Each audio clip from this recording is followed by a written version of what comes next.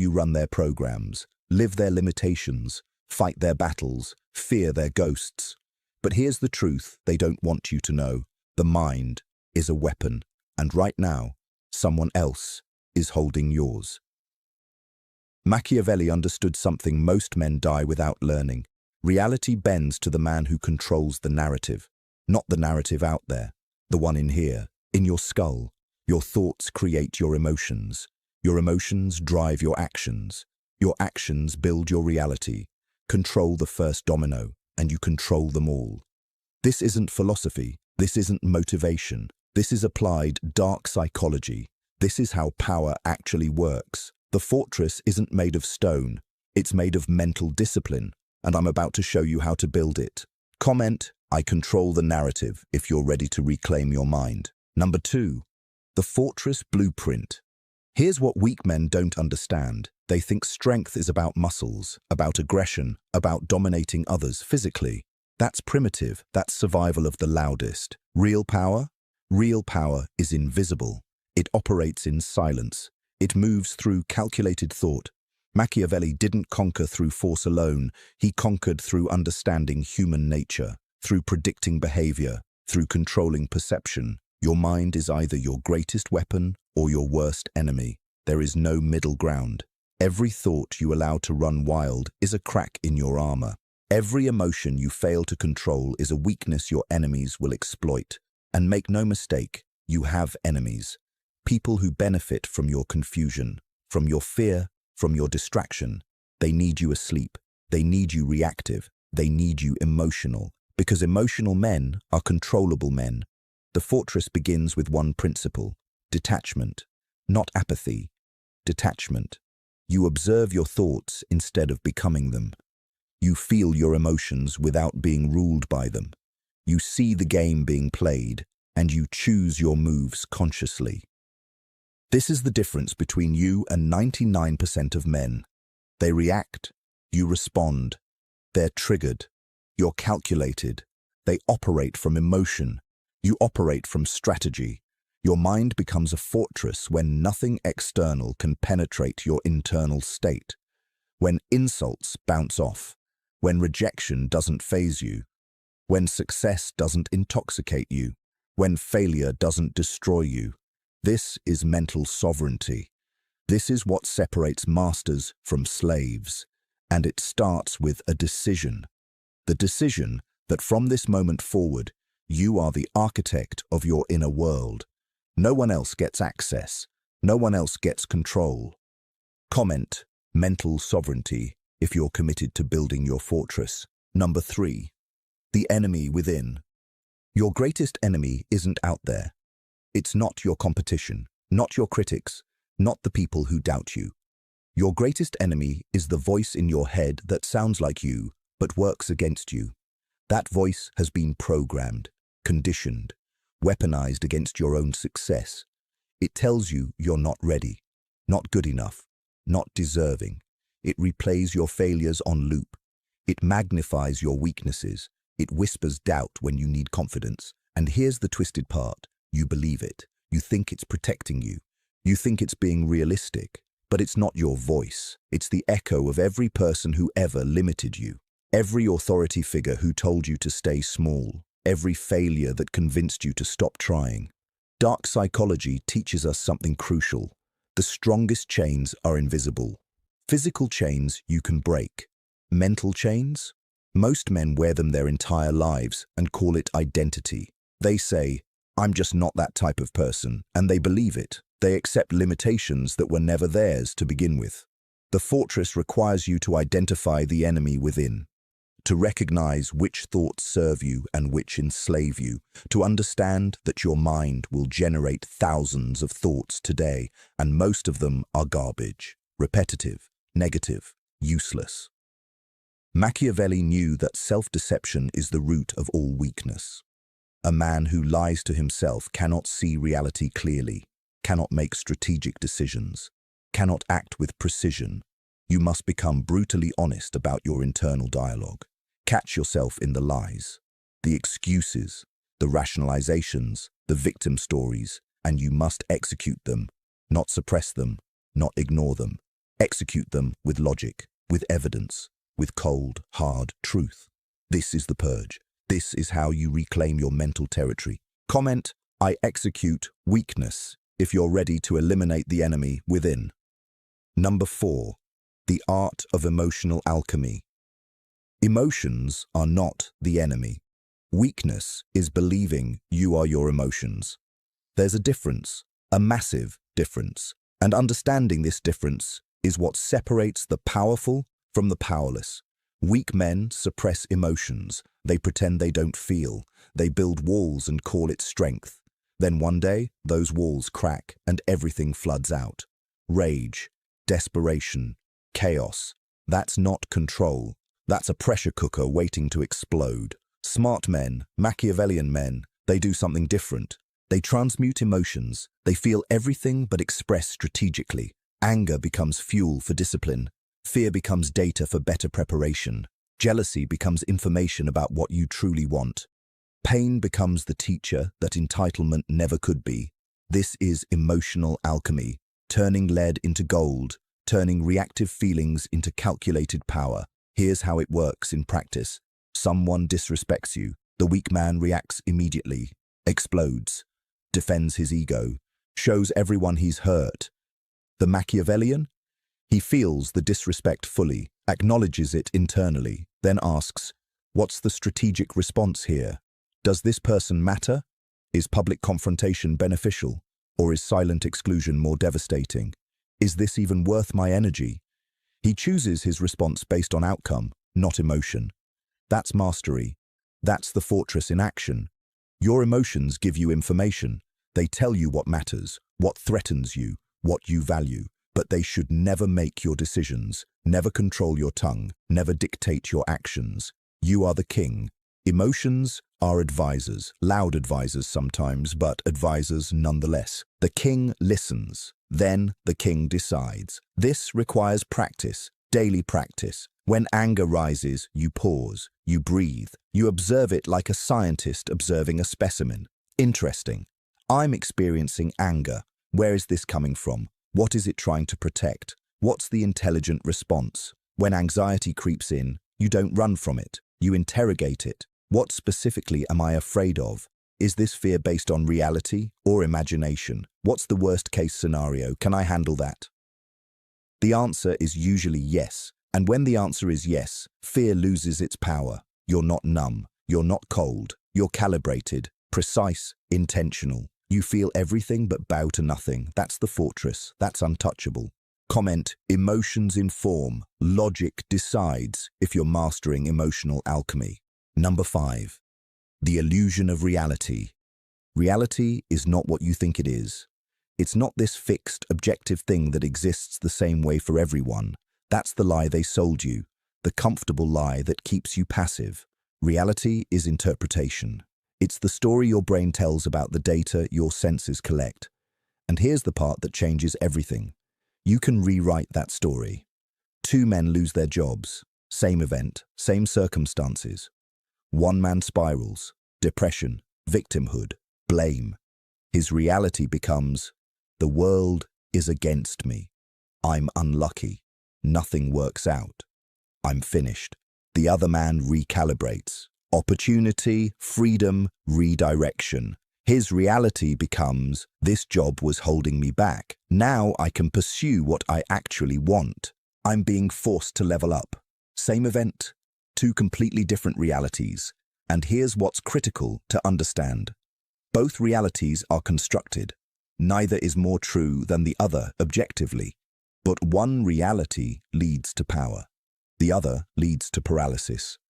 Machiavelli understood this at the deepest level.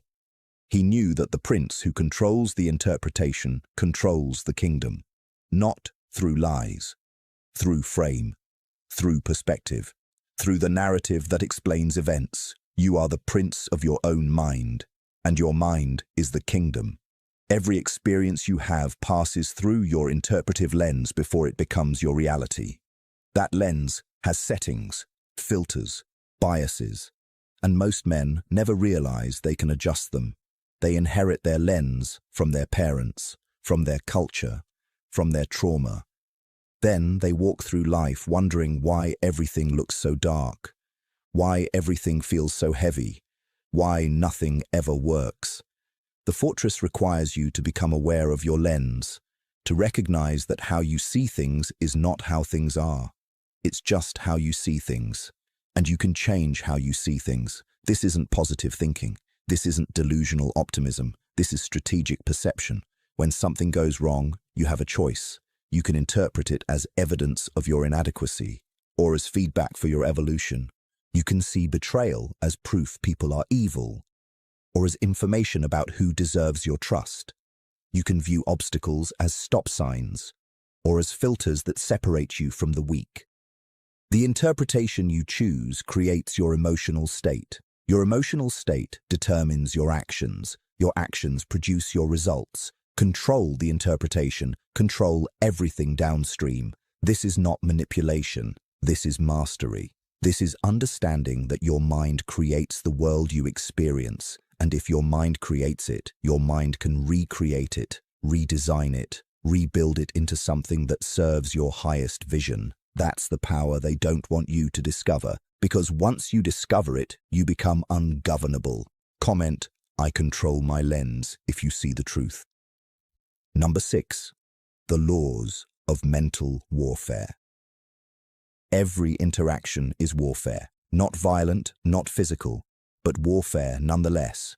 A battle for frame, for influence, for who gets to define reality in that moment.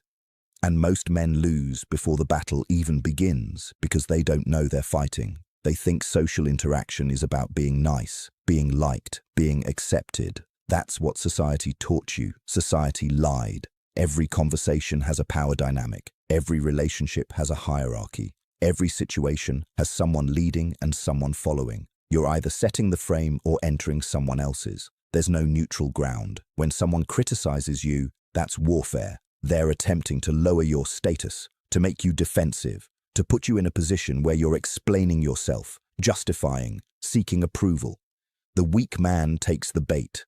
He defends, he explains, he tries to prove the criticism wrong, and in doing so, he's already lost. He's accepted the frame that he needs to justify himself. The Machiavellian does something different.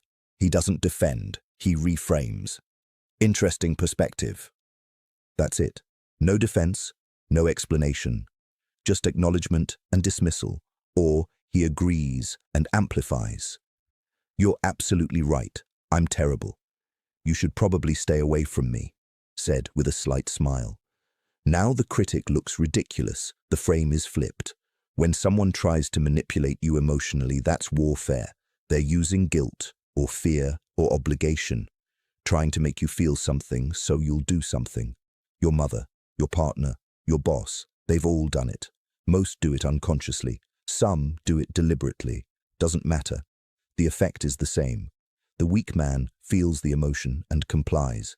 He can't separate the feeling from the action. He feels guilty, so he must apologize. He feels obligated, so he must sacrifice. He feels afraid of disappointing them, so he must please them. The fortress protects you here. You feel the emotion. You acknowledge it. I notice you're trying to make me feel guilty right now. Then you make your decision based on what's right, not what feels comfortable, not what avoids conflict, what's strategically correct. When someone tests you, that's warfare. And people will test you constantly. They'll push boundaries, show up late, disrespect your time, make jokes at your expense, ask for favors without reciprocating. This isn't personal. This is biology. Humans unconsciously test for hierarchy. They need to know where you stand, how much they can get away with, what your standards are. The weak man fails the test by allowing it, by letting it slide, by being understanding. He thinks he's being kind. He's actually being weak, and on some level, everyone knows it. The Machiavellian passes the test by setting consequences. Immediate, proportional, unemotional. You disrespect my time, you lose access to it. You take without giving, the relationship ends. You violate a boundary, it gets reinforced with distance. No anger, no lectures, just cold, calculated consequence. This is how you train your environment, how you condition people to treat you with respect. not by demanding it, not by explaining why you deserve it, by making disrespect expensive, by making respect the only profitable option. This is mental warfare, and you're fighting it whether you realize it or not. The only question is, are you winning? Comment, I set the frame if you understand the game. Number 7. The discipline of detachment. Here's the paradox that breaks most men. The more you need something, the less likely you are to get it. The more you want someone's approval, the less they respect you. The more desperately you chase success, the more it evades you. The more you fear loss, the more you create the conditions for losing. This is the cruel mathematics of power. Neediness repels, detachment attracts, but detachment is misunderstood. It's not apathy, it's not caring. It's caring deeply while remaining emotionally independent from the outcome. It's wanting something while being completely okay if it doesn't happen. That's the razor's edge. That's the discipline. Machiavelli observed that the prince who desperately clings to power loses it. The prince who holds power loosely, who's willing to make hard decisions even if it costs him support, that prince keeps his throne. Why? Because desperation is weakness, and people follow strength, not need. Look at your relationships. The ones where you needed the person too much, where did they go? They dissolved. They became toxic, or the other person pulled away. Because your need became pressure, your attachment became suffocation. Now look at the relationships where you were outcome independent, where you enjoyed the person but didn't need them to complete you. Those relationships probably thrived, or if they ended cleanly, without drama, without destruction. Same principle applies everywhere. Business, negotiations, opportunities. The moment you signal desperate need, you lose leverage. You become exploitable, controllable, predictable.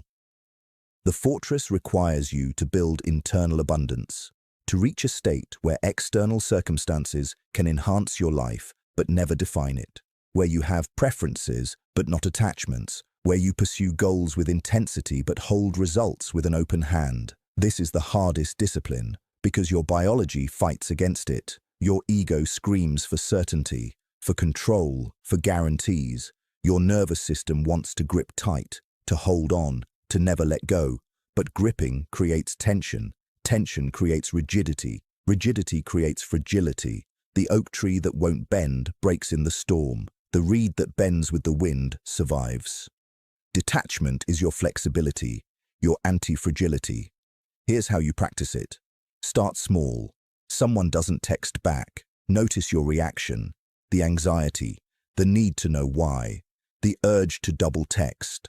That's attachment. That's need. Breathe through it. Remind yourself, my worth isn't determined by their response. I'm curious about their reply, but my day doesn't depend on it. If they're interested, they'll respond. If not, that's information. Either outcome is acceptable. That's detachment. A deal falls through. Notice your reaction. The disappointment, the catastrophizing, the story that this was your only chance. That's attachment. That's scarcity. Reframe it. This wasn't the right opportunity. The right one is coming. I have skills. I have value. I'll create another chance. This is data, not devastation. That's detachment.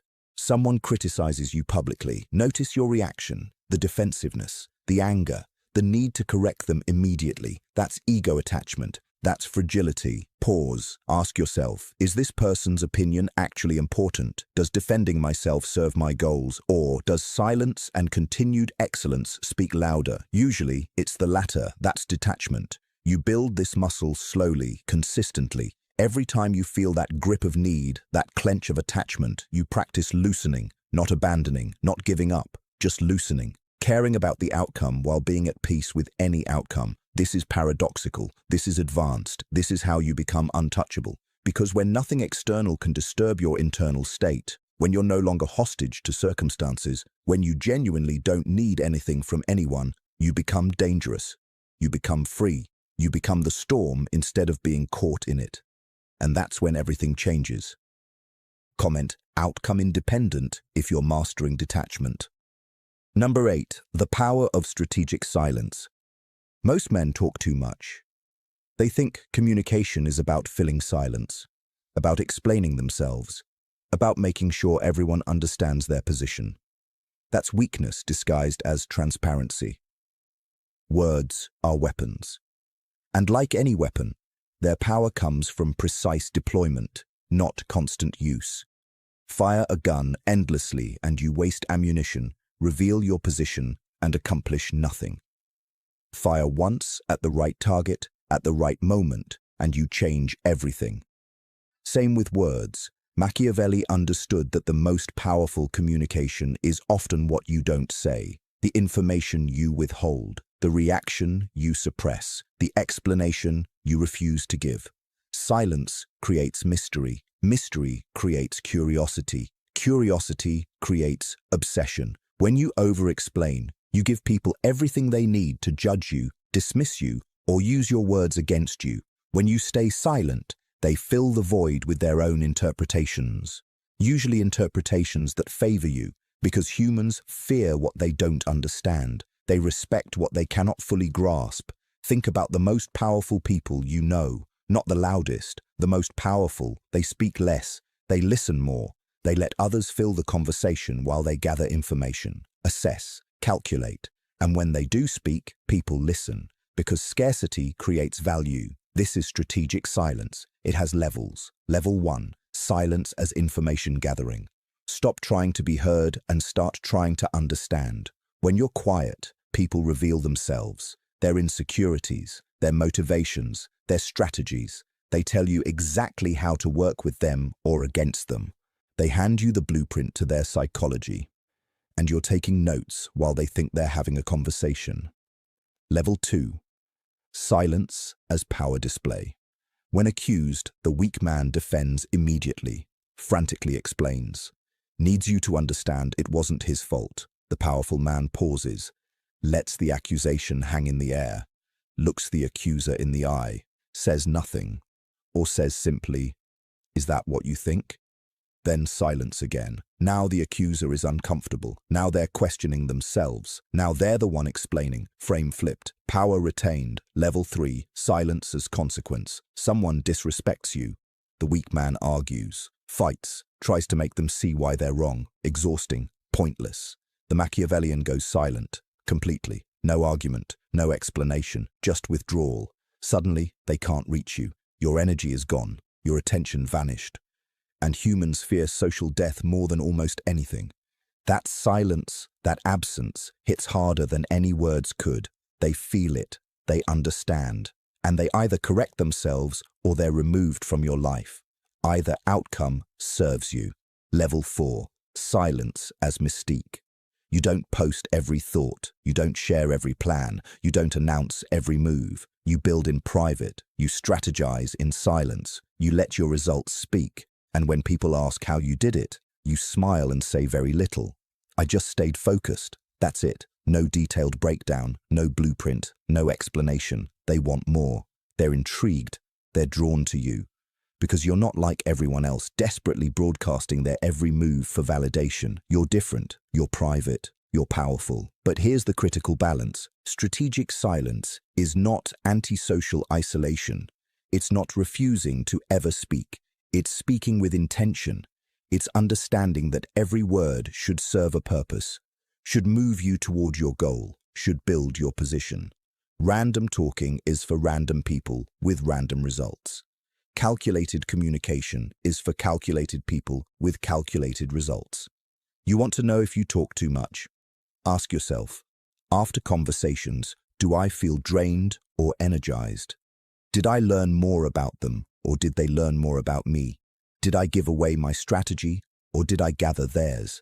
Did I look desperate for approval or outcome independent? Am I easier to manipulate now or harder? Your words create your image. Your silence protects your power. The fortress has walls. Those walls exist in what you choose not to reveal, in the thoughts you keep to yourself, in the reactions you refuse to show, in the explanations you never give. Master your tongue and you master how people perceive you. Master how people perceive you and you master how they treat you. Master how they treat you and you master your reality. It all starts with knowing when to speak and when to let silence do the heavy lifting. Comment strategic silence if you're learning when not to speak. Number 9. the ruthless elimination of weakness. You cannot build a fortress while harboring saboteurs inside. You cannot become powerful while keeping weak habits, weak relationships, weak standards, weak beliefs. At some point, you have to cut, deeply, decisively, without sentiment. This is where most men fail, not because they don't know what needs to go. They know. They've always known. They fail because they're afraid of the void, afraid of being alone, afraid of being seen as cold, afraid of what people will think when they start saying no. Setting boundaries, walking away from what no longer serves them, so they carry dead weight, and they wonder why they can't fly.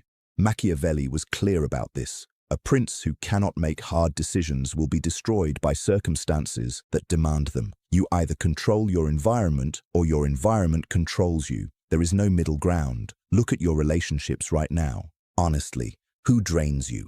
Who takes more than they give? Who calls only when they need something?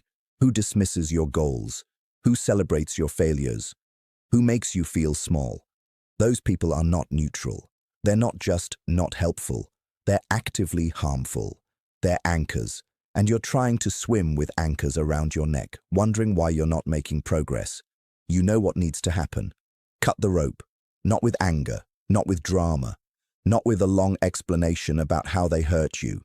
Just distance, quiet removal. They'll notice when you stop being available, when your energy goes elsewhere, when you're suddenly busy. They might ask why. You don't owe them a dissertation. I'm focusing on different priorities right now. That's enough. Now look at your habits. The ones you do automatically. The ones you know are destroying you slowly. Scrolling for hours.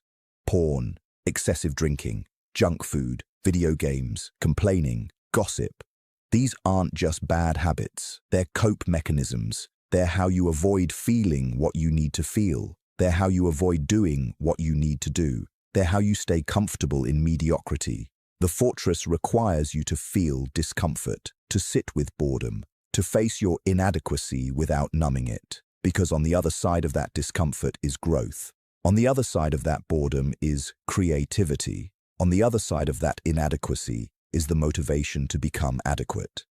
You're using comfort to avoid transformation, and it's killing your potential. Now look at your beliefs. The stories you tell yourself about who you are. I'm not good with money. I'm not a morning person. I'm just not built like that. That's not possible for someone like me.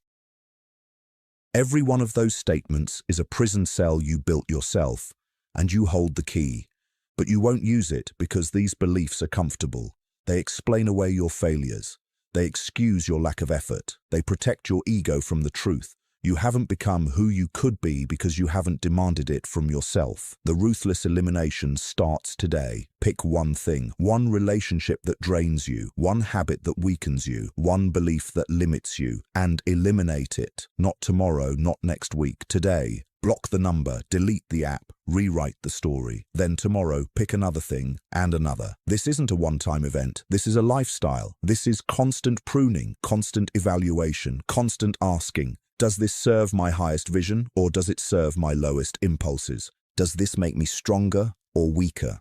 Does this move me forward or hold me back? And here's what happens when you start cutting. Space opens up, energy returns, clarity emerges. You realize how much of your life was occupied by things that didn't matter, by people who didn't care, by habits that didn't serve. And in that space, you build the disciplines that create power, the relationships that multiply energy, the beliefs that unlock potential. But you cannot build in a cluttered space. You have to clear the land first. You have to burn down what shouldn't be standing. This is the fire. This is the purge. This is how you become untouchable. Not by adding more, by removing everything that makes you touchable, everything that gives the world leverage over you.